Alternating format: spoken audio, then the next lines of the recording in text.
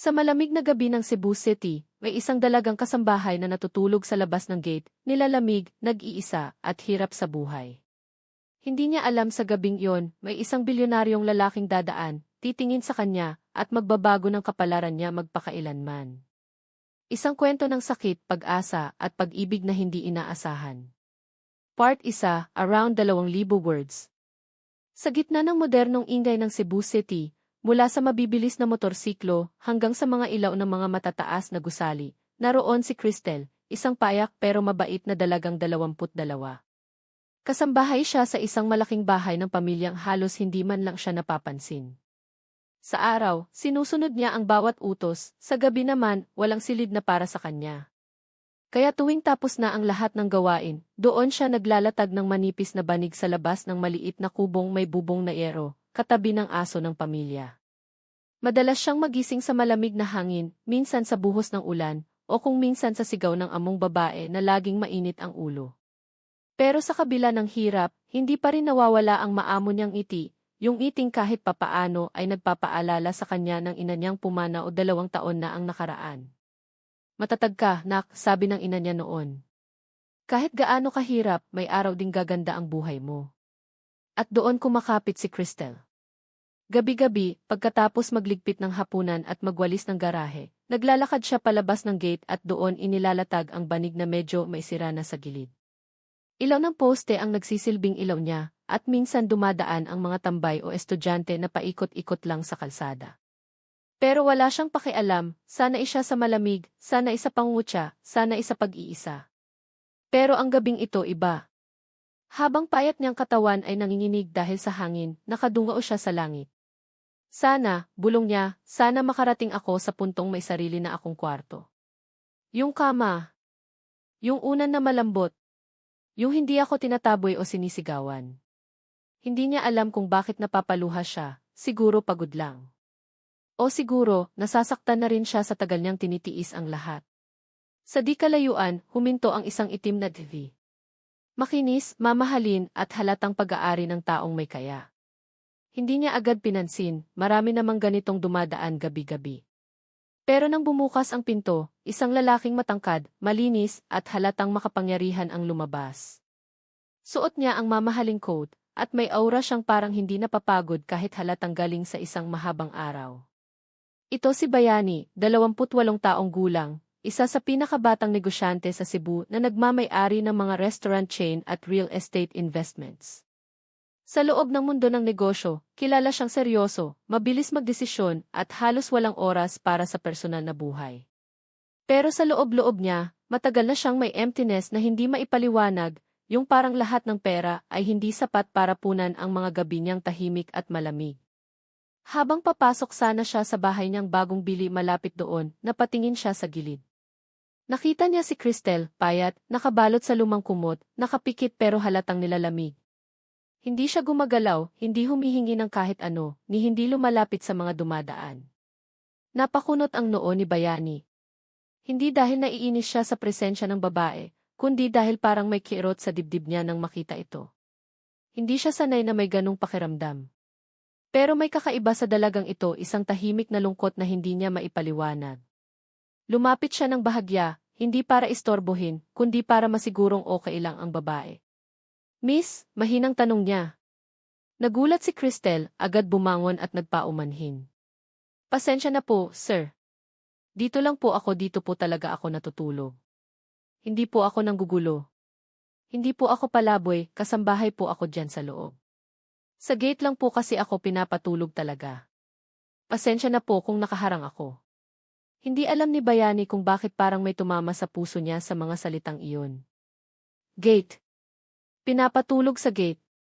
Sa Cebu City na moderno, mataong lugar, at punong-puno ng oportunidad, may babaeng ganito ang tinitiis. Hindi ba malamig dito? Tanong niya. Hindi niya napigilang umupo sa bangketa, kahit mamahaling pantalon pa ang suot niya. Umiling si Cristel na pilit ngumiti. Malamig po pero mas okay na po to kaysa mapagalitan. Sa kasanay naman po ako. Sanay, ulit ni Bayani, halos hindi makapaniwala. Tumango siya. Mula po bata pa ako, sanay na sa hirap. Basta po may trabaho ako, okay na po. Hindi naman panghabang buhay to. May ngiti pa siya pero nangingilid ang luha. Hindi ito napansin ni Cristel, pero si Bayani, halos hindi niya alam kung bakit parang may biglang gumuhit sa puso niya. Hindi awa. Ibang-iba. Parang paghanga na maihalong sakit. Anong pangalan mo? Tanong niya. Cristel po, sagot niya, sabay yuko. Cristel, ulit ng lalaki, parang sinasanay ang sarili sa pangalan nito. May kumot ka ba? Kumakain ka ba ng maayos? Opo, sir, minsan, nahiyang tugon niya. Hindi alam ni Cristel na habang nagsasalita siya ng may kababaang loob, lalo pa siyang nagmumukhang mahina pero maganda sa paningin ni Bayani. Hindi glamour, hindi makeup, hindi ayos na buhok. Kundi yung tapang, kabutihan, at pag-asang hindi pa rin sumuko kahit ilang ulit siyang tinamaan. Kumain ka na ba? Tanong ng lalaki. Opo, sir. Pero kita sa mukha niyang nagsisinungaling siya. Napabuntong hininga si Bayani. Teka lang. Pumasok siya sa loob ng gate ng bahay niya. Iniwan si Cristel na nagtataka kung tama bang kausapin niya ang ganoong kayaman at seryosong lalaki. Pagbalik ni Bayani, may dala siyang thermal bag para sa'yo. Sir, hindi po bawal po akong tumanggap. Hindi ka hihingi, sagot niya. Ako ang nagbibigay. Napayuko si Cristel at nagpasalamat, ramdam ang init ng pagkain sa malamig niyang palad. Hindi niya maalala kung kailan siya huling may nakapagpakita sa kanya ng ganitong kabutihan. Tahimik silang dalawa. Walang ingay kundi hangin at mga dumadaan na sasakyan. Madalas ka bang dito natutulog? Tanong ni Bayani matapos ang ilang minuto. Opo, mahinang sagot ni Cristel. Simula po nang lumipat ang mga amo ko dito na ako pinapatulog para daw bantayan ang gate. Pero totoo po, wala lang talagang kwarto para sa akin. Ibang klaseng galit ang naramdaman ni Bayani, hindi sa kanya, kundi sa mga tao sa loob ng bahay na iyon. Bakit hindi ka lumipat? Maghanap ng ibang trabaho.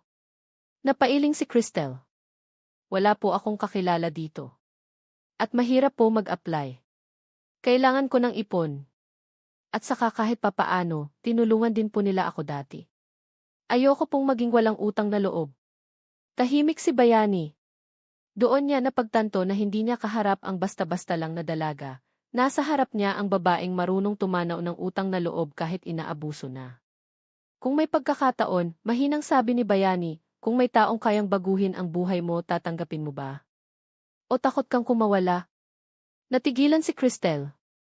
Tumingin sa kanya ang mga matang sanay magtiis, pero hindi pa rin nawawala ng pangarap. Kung sakali siguro po tatanggapin ko. Pero parang imposible naman po yon. Sino ba ako para bigyan ng oportunidad? Napangiti si Bayani. Isang ngiting bihirang makita kahit sa negosyo.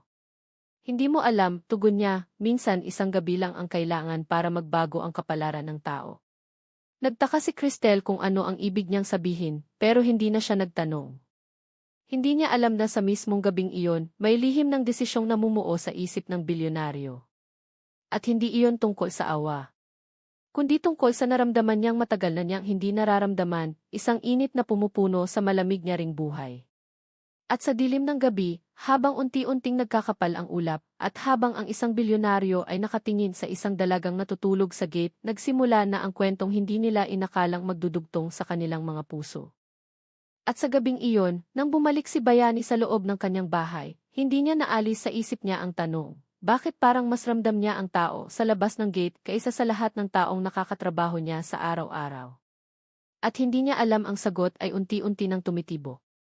Kinabukasan, maagang nagising si Cristel dahil sa malakas na boses ng among babae. Wala pang araw pero halos parang ginigising ang buong barangay sa sigaw nito. Cristel! Ano ba't hindi ka pa nagsisimula? Ang dami-dami mong trabaho. Kahit wala pang alas 5, pinilit niyang tumayo mula sa banig na hindi pa niya natitiklop. Pagbukas niya ng gate, ramdam niya pa rin ang init ng pagkain na ibinigay sa kanya kagabi. Hindi niya iyon naubos, tinabi niya ang kalahati, balak niyang kainin bago magtrabaho. Pero bago pa man siya makalahati sa pagkain sa umaga, napansin agad ng among babae. Ano yan? Saan mo kinuha yan? May halong panghusgang tanong nito. Sa labas po. May nagbigay po kagabi, mahinang paliwanag ni Cristel. Pero napasimangot ang babae. Nagpapalimos ka ba? Cristel naman, nakakahiya sa mga kapitbahay. Para kang pulubi. Kung kailangan mo ng pagkain, sabihin mo. Hindi yung parang namamalimos ka sa kalsada. Tumingin si Cristel sa lupa. Gusto niyang ipaliwanag na hindi siya humingi ng kahit ano, pero wala ng espasyo ang salita niya. Pasensya na po, ma'am, ang tanging nasabi niya. Habang nagwawalis siya ng bakuran, hindi mawala sa isip niya ang gabing nakaraan. Ang paraan ng pagtitig ni Bayani, ang tanong nito, at ang bigat ng mga salitang parang may nais ipahiwatig.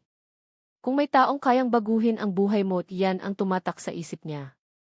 Hindi niya alam kung bakit patuloy niyang naaalala ang bilyonaryo. Siguro dahil iyon ang unang beses na may nakinig sa kanya nang hindi siya hinuhusgahan.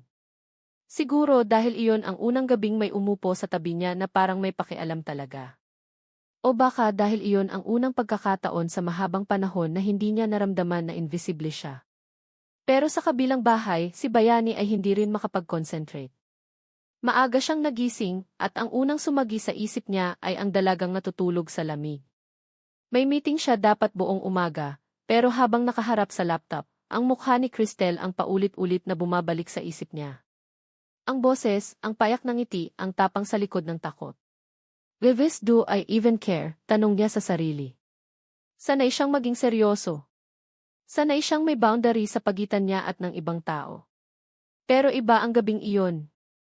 At iba ang epekto ni Cristel. Pagdating ng 8:00, napagdesisyonan niyang lumabas. Hindi niya alam kung bakit. Wala siyang malinaw na dahilan, ang tanging alam niya ay gusto niyang makita kung ayos lang si Cristel. Paglabas niya ng gate, agad niyang nakita ang dalaga sa harapan ng kabilang bahay. Nakayuko, nagwawalis at halatang pinagalitan kanina dahil namumugto ang mata. Lumapit si Bayani nang hindi sinasadya ang bilis ng kanyang mga hakbang. "Cristel." Nagulat ang dalaga, muntik pang mabitawan ang walis. "Sir." "Good morning po." "Hindi ka okay," agad niyang sabi. Napayuko si Cristel. "Okay lang po ako, sir. Ganito lang po talaga sa trabaho." "I heard them shouting," sabi niya. "They treat you badly." Hindi nakatanggi si Cristel. Hindi rin siya nagsinungaling. Tahimik lang siyang tumango. "Do you enjoy it?" Tanong muli ni Bayani, may halong galit sa tono pero hindi para kay Cristel, para sa mga umaabuso sa kanya. "Wala po akong choice," sagot ng dalaga. "Saan po ako pupunta?" "Sa probinsya, wala kaming pera. Ako lang ang inaasahan." Saka mabait din naman sila minsan. Konti lang. Pero alam ni Bayani hindi totoo ang mabait sila minsan. Kita niya ang takot sa mata ni Cristel. Kita niya ang pagod. Kita niya ang pagbitbit ng bigat na hindi dapat binibitbit ng batang tulad niya. Bigla siyang nagtanong ng hindi inaasahan ni Cristel. "Gusto mo ba ng ibang trabaho?" Napakurap si Cristel. "Ha? Sir? Trabaho? Sa akin?" Halos hindi makahinga si Cristel. Sa inyo po?" "Hindi ko po alam kung qualified po ako. Hindi po ako nakapag-aral ng mataas. Hindi po ako marunong sa computer o." "Hindi ko kailangan ng marunong sa computer," putol ni Bayani. "Gusto kong magtrabaho ka sa bahay ko. Hindi bilang kasambahay, kundi bilang someone I can trust. Someone I can help." Nanlaki ang mata ni Cristel. Hindi siya makapagsalita. Para bang lahat ng hangin sa mundo ay biglang nawala. "Sir, bakit po ako?" tanong niya, halos pabulong. Tinitigan siya ni Bayani, seryoso pero hindi nakakatakot. "Kasi hindi mo alam ang halaga mo, Cristel. Pero nakita ko kagabi. May tapang ka, may puso ka, at may kabutihang hindi ko madalas makita sa mundo ng negosyong ginagalawan ko." Napapikit si Cristel, parang natatakot umasa. "Sir, baka nagkakamali lang po kayo." "No," sagot ng lalaki. "Sigurado ako." Pero hindi pa man natatapos ang sandaling iyon, biglang lumabas ang among babae. "Cristel, sino yan? Kung sinong lalaki-lalaki ang kausap mo dito sa harap ng bahay namin? Abat nakakahiya ka na." Hindi nakapagsalita si Cristel. Halos mapahiya siya sa harap ni Bayani at agad siyang yumuko sa takot. Pero hindi nagustuhan ni Bayani ang tono ng babae. Tumayo siya ng diretso at nagpakilala. "Ako si Bayani de la Vega. Napatigil ang among babae. Halatang kilala ang pangalan niya, dahil sino bang taga Cebu ang hindi nakakakilala sa bilyonaryong nagmamay-ari ng mga malalaking proyekto sa syudad?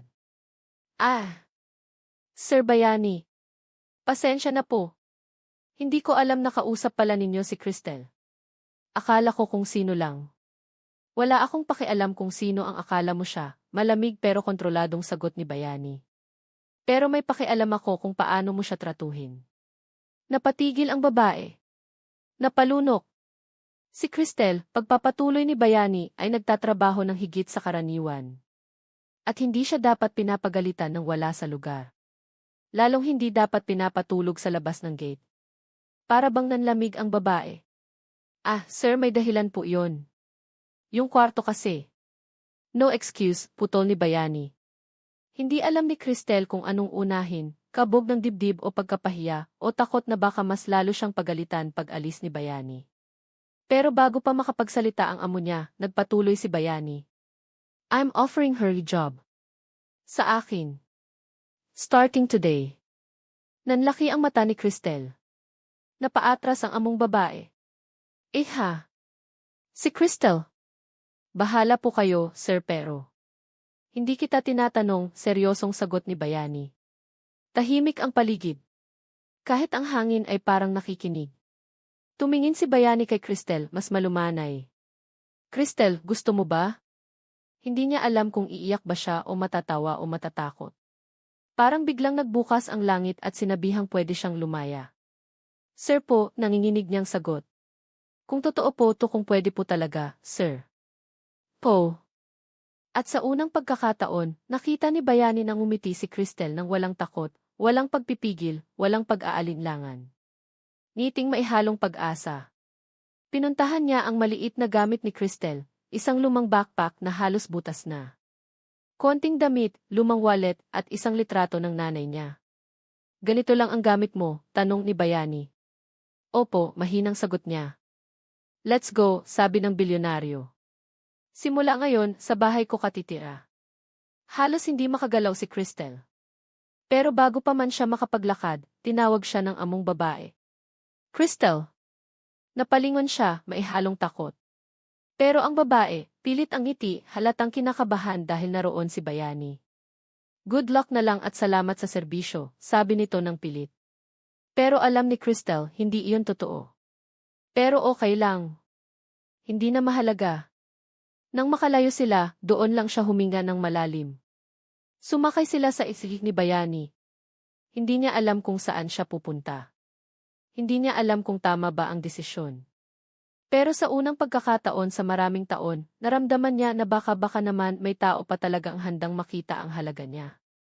Tahimik sila habang bumibiyahe. Si Cristel, nakadilat ang mata pero hindi makatingin ng diretsyo kay Bayani. Parang natatakot siyang baka panaginip lang ang lahat. Cristel, tawag ni Bayani, hindi inaalis ang tingin sa daan. Hindi kita kukunin para lang sa awa. Huwag mong isipin yon. Tumango si Cristel. Kukunin kita kasi kailangan kita sa buhay ko, dagdag niya. Hindi mo pa alam kung bakit. Pero malalaman mo rin. Napatigil si Cristel. Napalingon. Hindi niya alam kung tama ba ang narinig niya. Pero bago pa niya tanungin, dumating sila sa loob ng isa sa pinakamagandang bahay sa lugar, malaki pero hindi nakakasakal, moderno pero hindi nakakatakot. Hindi niya akalain na makakapasok siya sa ganitong bahay, lalo pat doon siya titira. Pagpasok nila, may mga staff na yumuko kay Bayani. Tinignan niya si Cristel. Siya si Cristel. Simula ngayon, siya ang magiging personal assistant ko. At tratuhin niyo siya ng may respeto. Nagbulungan ang staff, halatang nagtataka kung bakit napaka-ordinaryong babae ang dinala ng kanilang amo.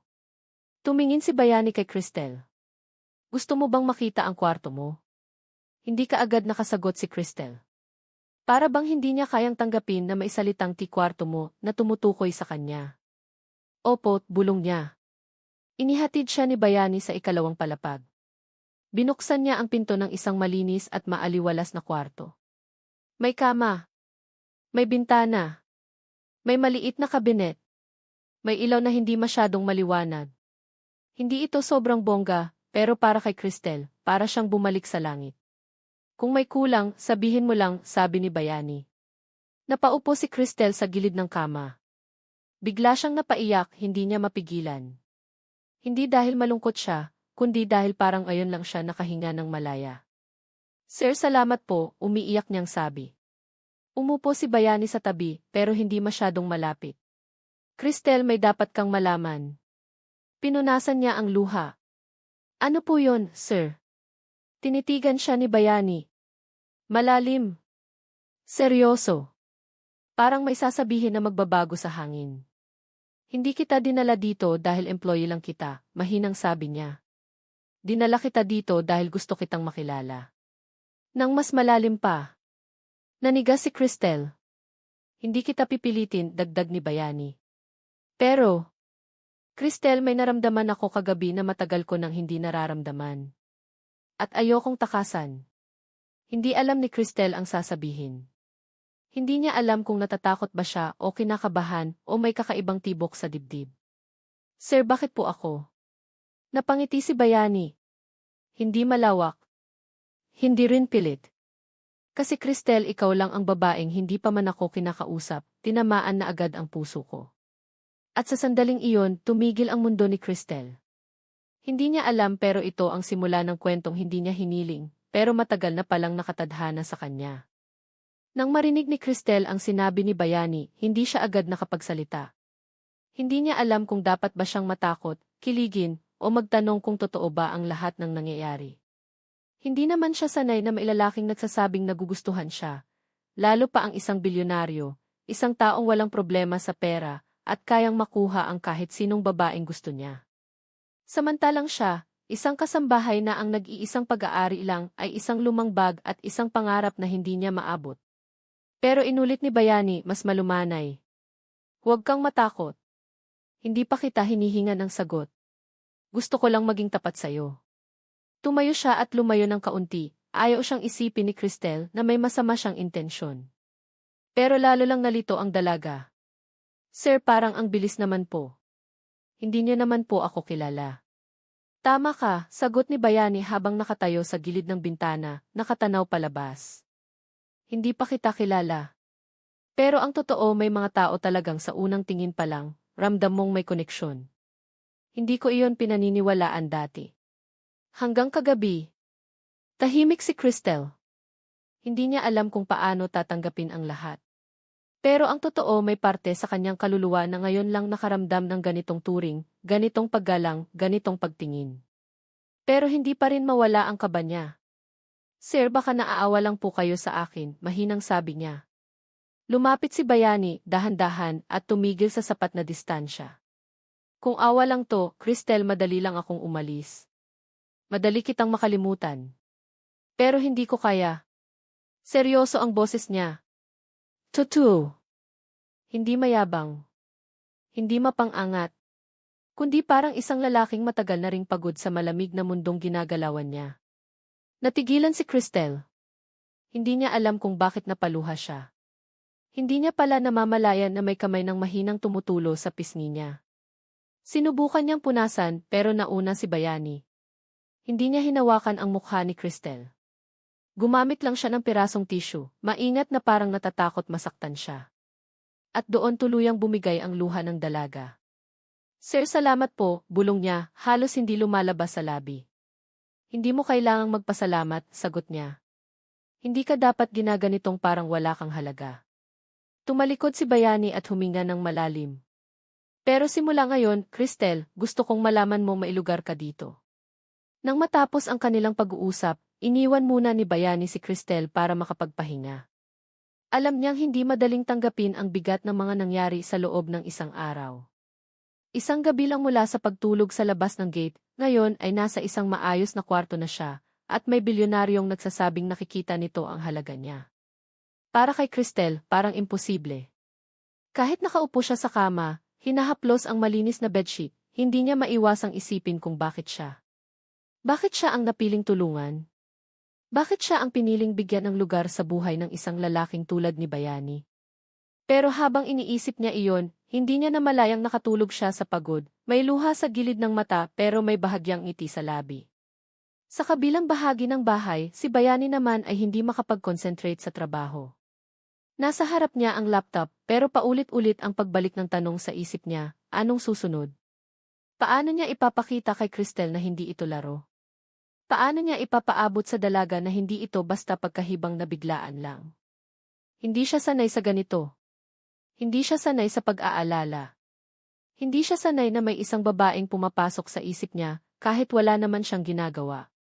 Pero isang bagay ang malinaw, hindi niya hahayaan si Cristel na muling bumalik sa ganung buhay. Hindi niya hahayaang mawala siya. Kinahapunan, nagising si Cristel sa mahinang katok. Tumayo siya agad, medyo nahihiya pa rin. Cristel, boses iyon ni Bayani. May dala akong pagkain. Baka hindi ka pa kumakain. Agad niyang binuksan ang pinto. Sir! Pasensya na po, nakatulog po ako. It's fine, sagot ni Bayani. Pagod ka. Dalang-dala niya ang 2 plato ng pagkain.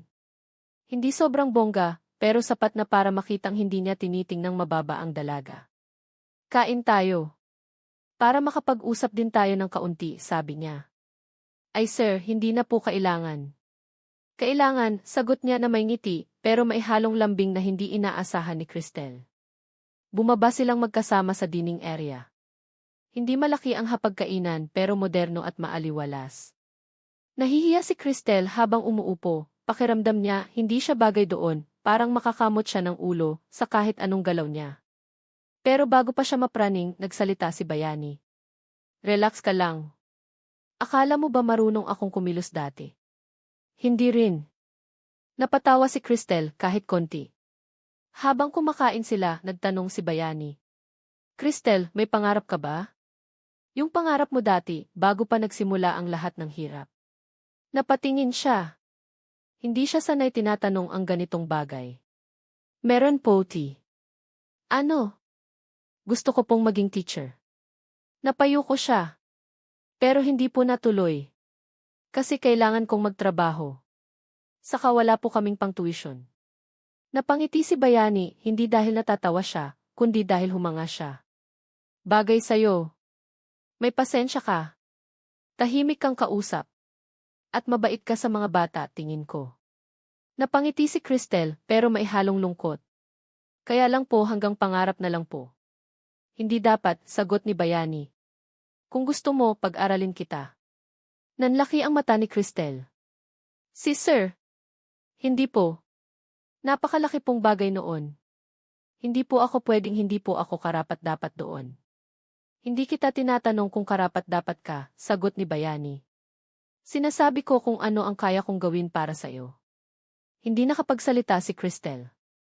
Hindi niya alam kung bakit unti-unting lumalawak ang mundo niya, habang si Bayani naman ay lumalapit sa espasyo ng puso niya.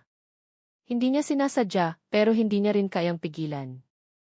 Ilang araw ang lumipas, mas nakilala nila ang isa't isa. Tinuruan siya ni Bayani kung paano gamitin ang computer, paano mag-manage ng schedules, paano mag-ayos ng files. Madalas silang mag-usap, hindi lang tungkol sa trabaho, kundi tungkol sa buhay. Si Cristel, unti-unting nagiging comfortable. Pero lagi pa rin siyang may distansya. Ayaw niyang masyadong umasa. Ayaw niyang isipin na baka siya ang iniibig ng isang lalaking napakataas ng narating. Sino ba naman siya? Pero isang gabi, nang dumating si Bayani galing meeting, basang-basa ng ulan, nagulat siya sa tanong ng lalaki. Naghihintay ka ba sa akin? Hindi niya alam ang isasagot. Si Sir hindi naman po sa naghihintay di. Pero ngumiti si Bayani. Pero nandito ka. Sir, kasama naman po sa trabaho ko yung mag-check kung okay kayo pag-uwi. Hindi nagsalita si Bayani. Lumapit siya, dahan-dahan lang, hindi nang hihimasok, hindi naghahabol ng kahit ano. At sa mabagal na sandali na iyon, nakita ni Cristel sa mga mata niya ang lalaking hindi niya inasahan. Isang lalaking pagod din pala. Isang lalaking sugatan din sa loob. Isang lalaking hinahanap ang init na matagal nang wala sa buhay niya. Cristel, mahina niyang sabi. Pwede ba kitang hawakan? Napatigil ang dalaga. Hindi dahil ayaw niya, but because someone finally asked. Hindi tulad ng dati, hindi tulad ng mga lalaking bastos, hindi tulad ng mga taong walang galang. Bayani waited. Hindi siya nang hinigit. Hindi siya nagmadali. At dahan-dahan tumango si Cristel. Humawak si Bayani sa kamay niya, mainit, magaan, at punong-puno ng paggalang. Para bang ilang taon nang gustong magdikit ng dalawang palad nila pero ngayon lang nagkaroon ng pagkakataon. Nang maramdaman iyon ng dalaga, para siyang napahinga ng malalim sa unang pagkakataon. Ni hindi niya alam kung bakit nanginginig ang kamay niya, takot. Kaba? O baka damdamin na hindi niya pa kayang bigkasin? Bakit niyo ako tinatrato ng ganito? Tanong ni Cristel, halos pabulong. Bakit ako? Dahil ikaw ang unang babaeng hindi ko kailangan bilhin, ligawan, o hangaan para lang tumama sa puso ko, sagot ni Bayani, tapat. Ikaw lang ang tumama na hindi ko pinilit. At sa unang pagkakataon, hindi natakot ang puso ni Cristel. Natakot lang siyang umibig. Pero hindi niya rin kayang pigilan ang sarili na baka unti-unti, nahuhulog na siya. Hindi niya ito sinasabi, pero kita sa mata. At si Bayani, alam niya. Pero marunong siyang maghintay. At maghihintay siya kahit gaano pa katagal. Sa gabing iyon, kumapit si Cristel sa kamay ni Bayani. At walang lumabas na salita, pero ang katahimikan nila ay puno ng damdaming hindi pa kayang pangalanan. Hindi pa ito pag-ibig. Hindi pa ito kasiguraduhan. Pero ito ang simula. Isang simula ng kwentong hindi na nila basta mababawi. Isang simula ng dalawang pusong parehong nagdurugtong kahit hindi nila hiningi. At isang simula ng pag-ibig na unti-unting lumalalim ng hindi nila namamalayan. Sa gabing iyon na halos hindi na makita ng buwan ang sarili niya dahil sa kapal ng ulap, nakaupo si Cristel sa balkonahe ng kondo ni Bayani, yakap-yakap ang sarili para pigilan ang panginginig. Hindi dahil malamig, kundi dahil sa hindi mawawalang kaba sa dibdib niya mula nang malaman niyang hindi na siya simpleng kasambahay, kundi isang babaeng minamahal ng isang bilyonaryo. At sa mundo ni Bayani, ang ganoong klase ng pagmamahal ay parang apoy, nakakasilaw, nakakawala ng hininga, pero kayang tumupok sa sinuman kapag hindi ito iningatan. Mula sa loob ay lumabas si Bayani, bit-bit ang kumot. Tahimik niyang isinapin ito sa balikat ni Cristel, saka siya umupo sa tabi niya. Walang salita, walang tanong. Tanging presensya lang, sapat para maramdaman ni Cristel na kahit gaano pa kabigat ang iniisip niya, hindi siya nag-iisa. Pero nang maramdaman ni Bayani na nanginginig pa rin ang kamay ng dalaga, marahan niyang hinawakan iyon, parang siya mismo ang nahuhulog sa kawalan kapag hindi niya ito ginawa. Hindi ka pa rin ba okay? Mahina niyang tanong. Umiling si Cristel, sabay malalim na buntong hininga. Hindi ko alam, Bayani, parang ang dami kong hindi kayang sagutin. Hindi ko alam kung dapat ba akong sumama sa'yo, kung tama ba na payagan kitang mahalin ako o kung mas mabuti nang umalis ako bago pa ako masaktan. Napapikit si Bayani, parang binuhusan ng malamig na tubig ang dibdib niya. Hindi dahil sa galit, kundi dahil sa takot. Takot na mawala ang babaeng una niyang minahal hindi dahil sa kagandahan, hindi dahil sa yaman, kundi dahil sa kabutihan nito na hindi kailanman ipinagyabang. Huwag mo akong iwan, Cristel, mahina niyang sabi, halos pabulong. Hindi ko alam kung paano ko ipapaliwanag basta ikaw lang ang gusto ko. Natigilan ang dalaga, ramdam ang bigat ng bawat salitang narinig niya. Hindi iyon pangkaraniwang gusto kita. Ibang-iba.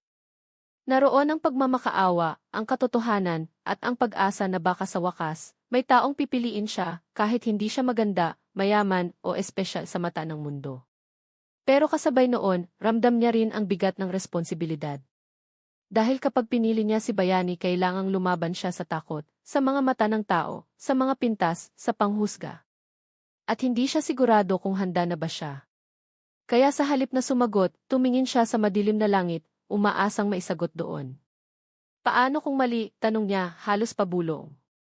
Paano kung tama? Sagot ni Bayani, hindi inaalis ang tingin sa kanya. Cristel, hindi ko hinihingi ang buhay mo. Hinihingi ko lang ng pagkakataon. Kahit isa. Kasi kung mawawala ka, parang mawawala rin yung parte ng pagkatao ko na ngayon ko lang nakita. Napayuko ang dalaga at hindi niya napigilang mapaluha.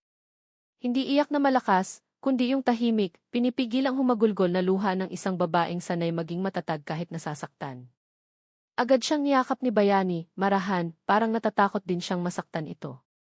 Habang nasa yakap siya ng lalaki, doon niya naramdaman ang totoo. Sa buong buhay niya, ngayon lang may yumakap sa kanya, hindi bilang kasambahay, hindi bilang kawawa, kundi bilang taong mahalaga. Pero bago pa niya masabi kung ano ang nasa puso niya, biglang nag-vibrate ang cellphone ni Bayani. Mabilis itong tumingin, pero nang makita ang pangalan sa screen, agad nagbago ang ekspresyon niya. Mula malambot ay naging matigas, parang biglang tumigas ang hangin sa paligid. Si Alonzo, sabi niya, halos maputol ang boses. Kailangan ko sagutin to. Tinanguan siya ni Cristel, kahit may kung anong kaba ang biglang pumintig sa dibdib niya. Sana hindi ito tungkol sa kanina. Sa lalaking sumugod sa opisina. Sa taong mukhang alam ang mga bagay na dapat ay hindi niya nalalaman. Pagkasagot ni Bayani, tumayo siya at naglakad papunta sa kabilang dulo ng balkonahe. Hindi sinasadyang marinig ni Cristel ang ilang piraso ng pag-uusap. Sigurado ka ba dyan? Kailan? Sino ang nagsabi sa kanya? Huwag mong idadamay si Cristel dito. Napasinghap ang dalaga. Hindi niya gustong makinig, pero para bang hinihila siya ng kaba. At nang makita niyang biglang sumeryoso si Bayani, napaisip siya kung dapat bang malaman niya ang lahat o baka mas mabuti pang hindi. Pagbalik ni Bayani, halatang nagpipigil siya ng galit. Takot. Hindi sigurado si Cristel, pero ramdam niyang may hindi magandang balita. Cristel, huminga ng malalim si Bayani, may dapat kang malaman. Para siyang nakaramdam ng malamig na hangin sa batok. Ano iyon? Yung lalaki kanina hindi lang basta ng gulo. Tumingin siya diretso sa mga mata ng dalaga. May ibang tao na nagmamanman sa'yo. At hindi ko alam kung bakit. Nanlaki ang mata ni Cristel. Ako? Pero bakit ako? Kasambahay lang naman ako. Hindi ka basta kasambahay, mabilis na putol ni Bayani. At hindi mo kasalanan na may mga taong may gustong pakialaman ang buhay mo. Pero kailangan kitang protektahan. Bigla siyang napalunok. Bakit parang delikado? Cristel, may iniimbestigahan akong kumpanya. May kinalaman sila sa human trafficking, illegal contracts, kung ano-ano.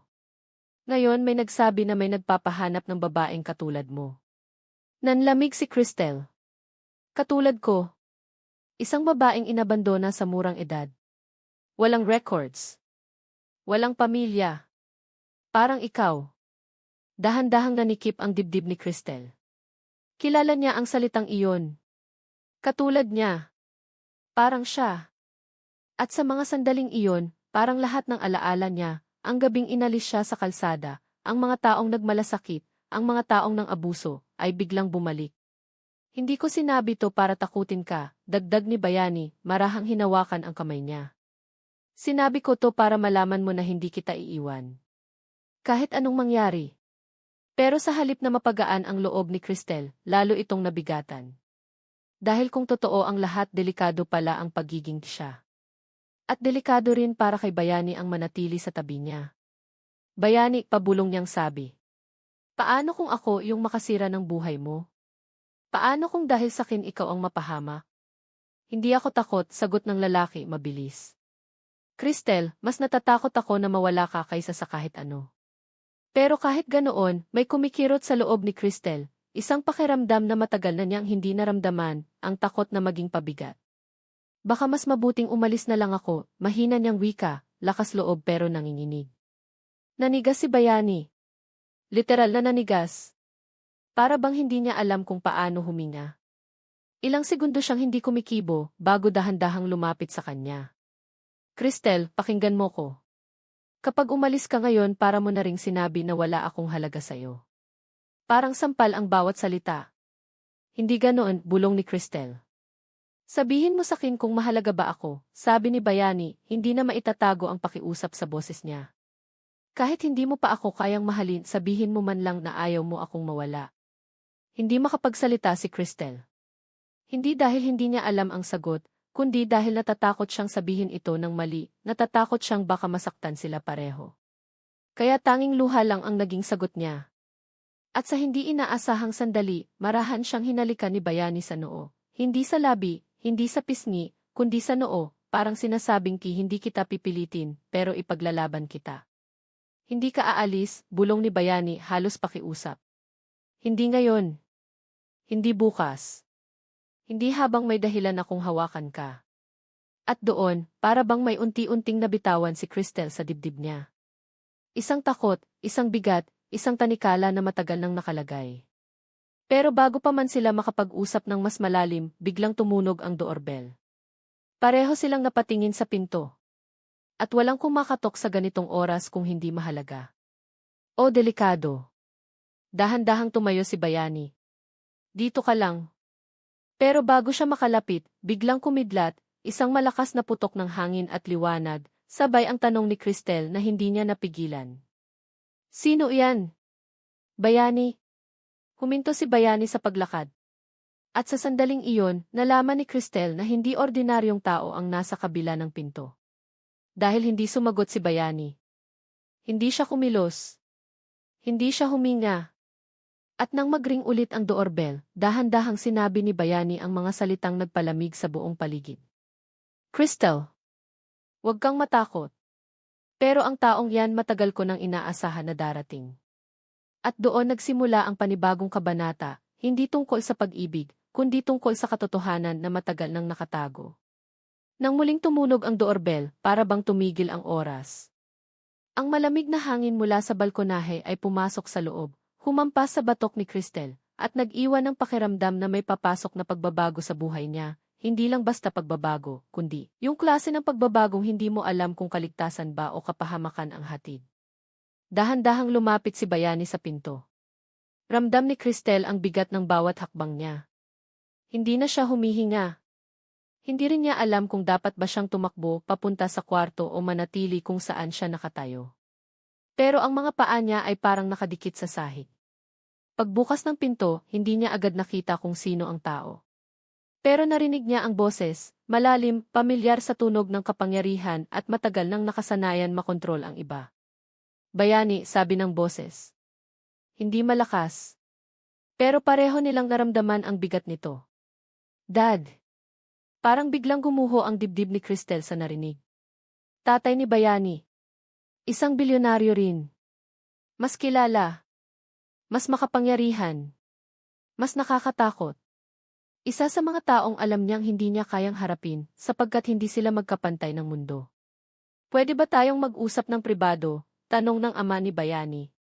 Pero bago pa makagalaw si Bayani, narinig nilang sumagot ang matanda, tila sinadya niyang lakasan para marinig ng dalaga. Kahit ang tungkol sa babaeng pinapatira mo dito. Napalunok si Cristel. Parang pinagsakluban ng langit at lupa ang dibdib niya. Hindi siya nakagalaw. Hindi niya alam kung lilitaw ba siya o dapat magtago. Pero mabilis siyang napatingin kay Bayani at sa galaw ng mata nito, parang sinasabing huwag kang lalabas, bahala na ako. Pero huli na. Lumabas na ang tatay ni Bayani sa mas malawak na liwanag ng hallway at doon niya nakita si Cristel, nakatalikod pero ramdam niya ang presensya. Dahan-dahan siyang tumingin. Tumingin ang matanda sa kanya. Walang galit sa mukha. Pero may tanong. May pagsusuri. Parang binabasa siya mula ulo hanggang paa. Ikaw ba talaga ang dahilan ng pagbabago ng anak ko? Ikaw ba yung babaeng sinasabi nilang nakatira sa labas ng bahay? Ikaw ba ang karapat-dapat sa anak kong tagapagmana ng buong kumpanya? Iyon ang tanong na naramdaman ni Cristel sa tingin ng matanda, kahit walang salitang lumabas sa bibig nito. Cristel, tawag ni Bayani, marahang kumaway sa kanya. Halika. Nag-aalangan man, lumapit si Cristel. Tahimik. Kabado. Hindi niya alam kung ano ang dapat niyang gawin. Hindi niya alam kung dapat ba siyang umiti, yumuko, o humingi ng paumanhin kahit hindi niya alam kung ano ang kasalanan niya. Dad, si Cristel, pakilala ni Bayani, hawak ang kamay niya bilang pagprotekta. Tahimik ang ama. Mas nakakatakot kaysa sigawan kaysa pangungutya. Ang katahimikan ng isang taong sanay makakuha ng sagot sa isang tingin. Cristel, wika ng matanda, mababa at mabigat ang boses. Narinig ko ang tungkol sa'yo. Hindi alam ni Cristel kung dapat bang matuwa o matakot. Narinig ko kung paano ka natulog sa labas ng bahay bilang kasambahay. Narinig ko kung paano ka binastos ng dati mong amo. Narinig ko rin kung paano mo niyakap ang anak ko nang walang hinihinging kapalit. Lumingon siya kay Bayani. At narinig ko rin kung paano mo binago ang anak ko na akala ko'y hindi na matututong magmahal ulit. Nanlaki ang mata ni Bayani. Dad, paano mo nalaman? Inaalam ko ang lahat, sagot ng matanda. Bilyonaryo ako, Hijo. Hindi malaman ni Cristel kung paano siya hihinga. Gusto niyang humakbang palayo, gusto niyang lumubog sa sahig, gusto niyang mawala. Pero bago pa siya lumubog sa takot, lumapit ang tatay ni Bayani sa kanya. Isang hakbang.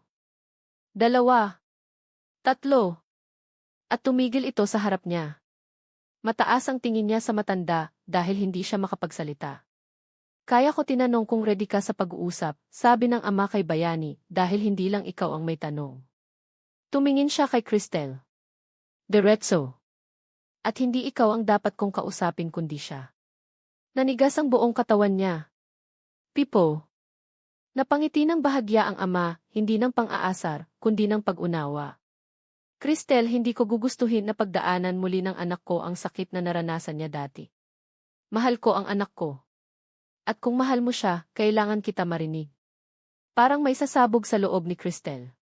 Hindi niya alam na posible palang maging ganito kabigat ang simpleng pagtatanong.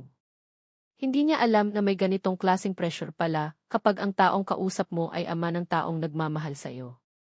Cristel, tanong ng matanda, hindi naghihintay ng tamang oras, mahal mo ba ang anak ko? Parang biglang tumigil ang mundo.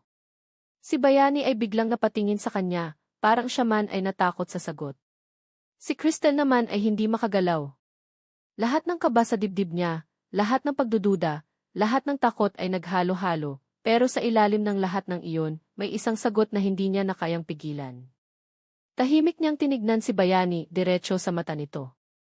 At sa unang pagkakataon, hindi takot ang naramdaman niya, kundi kapayapaan. Yung klase ng kapayapaang nararamdaman mo lang kapag alam mong tama ang pinili mo. Opo, sagot niya, mahina pero totoo. Mahal ko po siya. Para siyang nalaglag mula sa taas pagkatapos niya iyon sabihin. Pero kasabay ng takot, may gumaan, isang bagay na ngayon lang niya naramdaman. Ang katotohanang wala na siyang tinatago. Tumingin ang ama kay Bayani sa katumango. Iyon lang ang gusto kong marinig. Nagulat ang dalawa. Kailangan ko pa bang? Iha, putol ng matanda, hindi ako kalaban. Ama ako. Ayoko lang masaktan ang anak ko. At kung ikaw ang magpapasaya sa kanya, hindi ako hadlang. Parang na-freeze si Cristel. Parang hindi siya makapaniwala na ganoon lang kadali. Na ganoon lang kasimple. Hindi siya pinahiya. Hindi siya tinawag na mahirap. Hindi siya tinanong kung karapat-dapat ba siya. At nang tumalikod na ang tatay ni Bayani para umalis, nagsalita ito muli. Cristel, tawag niya, hindi lumilingon. Welcome to the family. Sumara ang pinto. At parang doon palang bumalik ang hininga ni Cristel. Napabagsak siya sa upuan, napahawak sa dibdib na parang hindi makapaniwala. Si Bayani naman ay lumapit sa kanya, tumigil sa harap niya, at marahan siyang niyakap. Hindi ko inasahan yun, bulong ni Bayani habang nakayakap sa kanya. Pero salamat. Salamat dahil hindi mo ako tinakbuhan. Niyakap niya ito pabalik, mas mahigpit. Kahit nakakatakot hindi ako aalis. Niyakap siya ni Bayani ng mas mahigpit, parang sa wakas ay wala nang dapat katakutan. Parang lahat ng hadlang ay nawala. Parang wala nang pwedeng maghiwalay sa kanila. At sa una nilang gabing magkahawak kamay habang nakaupo sa sofa, doon niya naramdaman na ang mundo, kahit magulo, kahit puno ng sakit, ay mas nagiging magaan kapag may taong handang sumalo sa'yo. Linggo ang lumipas at hindi na kailanman bumalik ang mga taong nagmamanman kay Cristel. Sa tulong ni Bayani, nalaman nila ang tunay na dahilan, hindi pala siya tinutugis, kundi hinahanap dahil may posibilidad na may pamilya siyang dati pang naghahanap sa kanya. Hindi pa malinaw pero hinarap nila iyon ng magkasama. Nagsimula ring magtrabaho si Cristel sa legal team ng kumpanya, hindi bilang kasambahay, kundi bilang trainee, tinutulungan ni Bayani at ng ama nito. Unti-unti siyang natuto, unti-unting bumangon sa sarili niyang buhay. At nang unti-unting lumipas ang mga buwan, unti-unting nabuo ang isang bagay na sa paningin ng ibang tao ay imposibleng mangyari. Isang simpleng kasambahay. Isang bilyonaryo. At pag-ibig na mas malakas kaysa sa pera, mas matapang kaysa sa takot, at mas matoto kaysa sa nakaraan. Isang gabi sa baybayin ng Cebu, habang nakatayo sila sa ilalim ng bituin, arahang humawak si Bayani sa kamay niya. Cristel, bulong niya, may tanong ako. Napatingin siya sa lalaki at sa mata pa lang nito ay alam niya na. Pero hindi pa rin siya handa nang lumuhod si Bayani sa harap niya. Kahit anong pinagdaanan mo, kahit saan ka galing, kahit ano pa ang natuklasan mo tungkol sa nakaraan mo, handa ka bang maging bahagi ng buhay ko? Handa ka bang maging asawa ko? Parang biglang nawala ang tunog ng alon, ang hangin, ang mundo.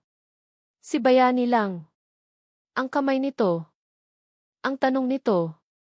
Ang puso nito. At kahit nanginginig, kahit umiiyak, kahit nilalamon ng kaba ang dibdib niya, hindi niya napigilang umiti. Bayani. Niyakap siya nito ng mahigpit, hinalikan sa noo, at sa wakas, nagawa niyang maramdaman ang salitang matagal niyang hindi maintindihan. Tahanan. Hindi bahay. Hindi kwarto. Hindi kama. Kundi tao. At si Bayani ang naging tahanan niya. Wakas. Sa malamig na gabi ng Cebu City, may isang